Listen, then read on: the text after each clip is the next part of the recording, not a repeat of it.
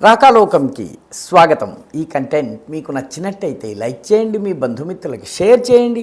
ఇప్పటి వరకు సబ్స్క్రైబ్ చేసుకోకపోతే సబ్స్క్రైబ్ బటన్ని నొక్కండి. అదేవిధంగా బెల్ ఐకాన్ని కూడా తప్పనిసరిగా నొక్కండి. జై హింద్ మిత్రులారా. ఉత్తరప్రదేశ్ యాంటీ టెర్రరిజం టాస్క్ ఫోర్స్కి సంబంధించినటువంటి గూఢచారులకి ఒక హిందూ యువకుడి యొక్క ప్రవర్తన చూస్తే కొంత అనుమానం కలిగింది. ఆ యువకుడి పేరు తుషార్ చౌహాన్.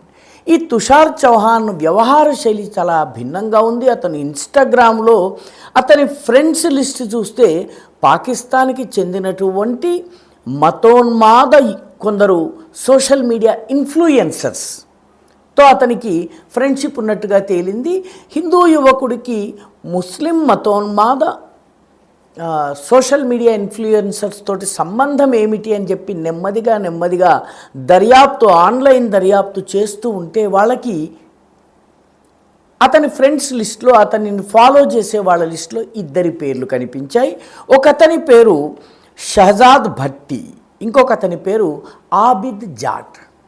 ఈ షహజాద్ భట్టి ఎవరు, ఆబిద్ జాట్ ఎవరు ఉత్తరప్రదేశ్ పోలీసులకు అర్థం కాలేదు. వాళ్ళు తక్షణమే గూఢచారి విభాగానికి సంబంధించిన వాళ్ళను అలర్ట్ చేశారు. అలర్ట్ చేసిన తర్వాత వాళ్ళకి ఆశ్చర్యకరమైన సమాచారం వచ్చింది. సమాచారం ఏంటంటే పాకిస్తాన్లోని చాలా ఫేమస్ గ్యాంగ్స్టర్స్, మాఫియా డాన్లు, ఒకతను ఈ ఆబిద్ భట్టి, షహజాద్ భట్టి, రెండవది ఆబిద్ జాట్.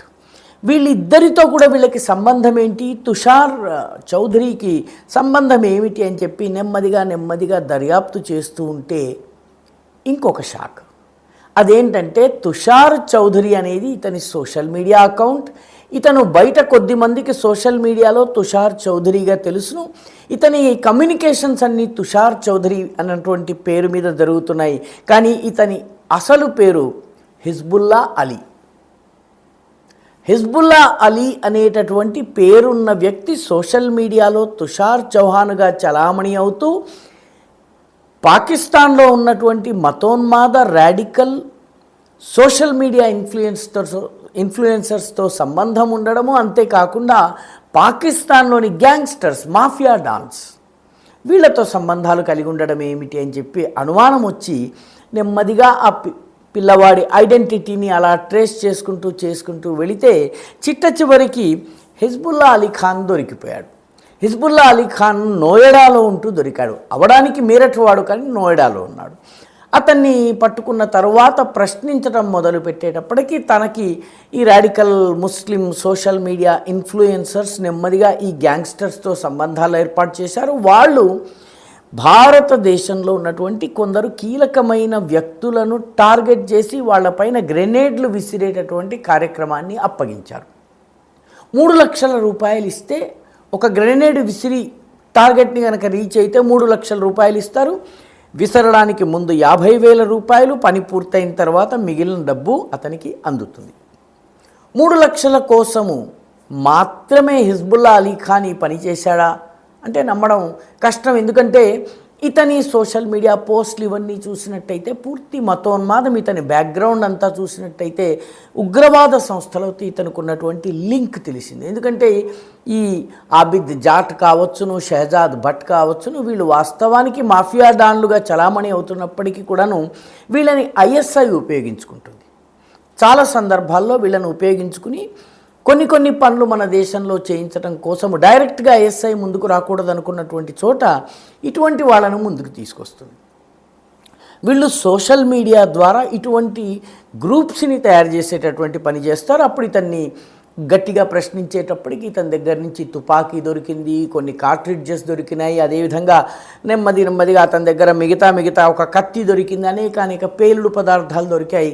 గట్టిగా ప్రశ్నించేటప్పటికి ఇతను తన మిత్రుడు ఇంకొకతను ఉన్నాడు, అతని పేరు సమీర్ అలీ ఖాన్. ఆ సమీర్ అలీ ఖాన్ గురించి కూడా చెప్పాడు. సమీర్ అలీ ఖాన్ ఢిల్లీకి చెందినటువంటి వాడు, కానీ అతను కూడా నోయిడాలోనే ఉంటున్నాడు. నోయిడా ఎందుకంటే ఢిల్లీకి దగ్గరగా ఉంటుంది, కానీ ఉత్తరప్రదేశ్ ప్రభుత్వం అధీనంలోకి వస్తుంది కాబట్టి 2 రాష్ట్రాల లా అండ్ ఆర్డర్లో తోటి ఆటాడుకుంటూ తప్పించుకోవడం చాలా సులువు. కాబట్టి ఇటు వస్తే ఢిల్లీలో ఉండొచ్చు, అటు వెళితే హర్యానాలో ఉండవచ్చు, ఇటు వస్తే ఉత్తరప్రదేశ్లో ఉండొచ్చు. కాబట్టి తప్పించుకోవడం, ఈ ఇంటర్సెక్షన్ ఎక్కడైతే 2-3 రాష్ట్రాలు కలుస్తాయో అక్కడ సులువు. కాబట్టి వీళ్ళిద్దరూ అక్కడ ఉన్నారు.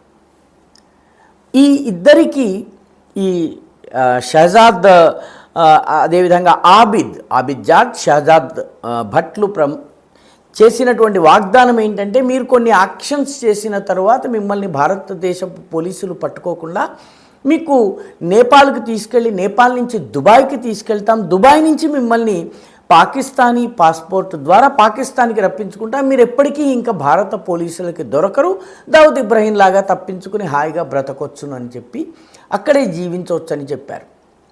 సో వీళ్ళిద్దరూ ఈ ప్రయత్నాలు చేస్తున్నటువంటి సమయంలో పోలీసుల చేతికి యాక్సిడెంటల్గా వీళ్ళ సోషల్ మీడియా ప్రొఫైల్స్ని అధ్యయనం చేస్తుంటే దొరికిపోయారు. అందులో ఈ సమీర్ అలీ ఖాన్ ఎవరైతే ఉన్నారో అతనికి ఇచ్చినటువంటి బాధ్యత ఏంటంటే, తెహ్రీక్ తాలిబాన్ హిందుస్థాన్ అనే సంస్థ పేరిట వాల్ రైటింగ్స్ చేయాలి. మీకు గుర్తుండే ఉంటుంది, అల్ ఫలా యూనివర్సిటీలో డాక్టర్ల జహాద్, మెడికల్ జిహాద్ ఏదైతే జరిగిందో అది కూడా మొట్టమొదట పాకిస్తాన్ అనుకూల భారత వ్యతిరేక వాల్ రైటింగ్స్ చేయడము, పోస్టర్లు అంటించడంతో మొదలైంది. అప్పుడే పోలీసులు యాక్టివ్గా ఉండడం కారణంగా మొత్తం అక్కడి లోకల్ ఇమాం పట్టుబడ్డారు, లోకల్గా ఉన్న కార్యకర్తలు పట్టుబడ్డారు. వాళ్ళ నుంచి అల్ ఫలా యూనివర్సిటీకి దర్యాప్తు వచ్చింది. వచ్చేటప్పటికి అల్ ఫలా ఉత్తరప్రదేశ్లోని సహరన్పూర్, ఇటు హర్యానాలోని నూహ్, ఇలా అన్ని ప్రాంతాల వరకు ఇన్వెస్టిగేషన్ వ్యాపించింది. మొత్తం నెట్వర్క్ బట్టబయలైంది. అలాగే వీళ్ళకి ఈ సమీర్ అలీ ఖాన్కి తెహ్రీక్ తాలిబాన్ హిందుస్థాన్ పేరిట వాల్ రైటింగ్స్ చేసి ముస్లిం యువకులను ఆకర్షించి వాళ్ళను ఉగ్రవాదం వైపు తీసుకెళ్లేటటువంటి పనిని అప్పగించారు. అంటే మామూలు సోషల్ మీడియా ప్రొఫైల్ నుంచి కూడాను ఏ రకంగా పాకిస్తాన్లో కూర్చున్నటువంటి వాళ్ళు సరిహద్దులు లేనటువంటి, బౌండరీలు లేనటువంటి బిఎస్ఎఫ్లు లేకపోతే సిఐఎస్ఎఫ్లు కాపాడలేనటువంటి సోషల్ మీడియాని ఉపయోగించుకుని ఏ రకంగా భారతదేశంలో రాడికలైజేషన్ చేస్తూ జిహాద్ను నిర్వహించేటటువంటి పని చేస్తున్నారో తెలుసుకోవాలంటే ఈ హిజ్బుల్లా అలీ ఖాన్ అదేవిధంగా సమీర్ అలీ ఖాన్ కథను మనం తెలుసుకోవచ్చును. భారత ప్రభుత్వం దేశవ్యాప్తంగా ఇలాంటి స్లీపర్ సెల్స్ మీద జరుపుతున్నటువంటి భారీ ఎత్తు ఆపరేషన్లో భాగంగా వీళ్ళు పట్టుబడ్డారు. వాస్తవానికి తుషార్ చౌదరి కాదు, హిజ్బుల్లా అలీ ఖాన్. సమీర్ అనే పేరు హిందూకి ఉండవచ్చును, ముస్లింకి ఉండవచ్చును. కాబట్టి పేర్లను కూడా కొద్దిగా మార్చుకుని వీళ్ళు తమ గేమ్స్ ఆడడానికి, భారత వ్యతిరేక కుట్రలు పనడానికి ప్రయత్నిస్తున్నారు. మొత్తానికి ఉత్తరప్రదేశ్ పోలీసులు దీన్ని భగ్నం చేశారు.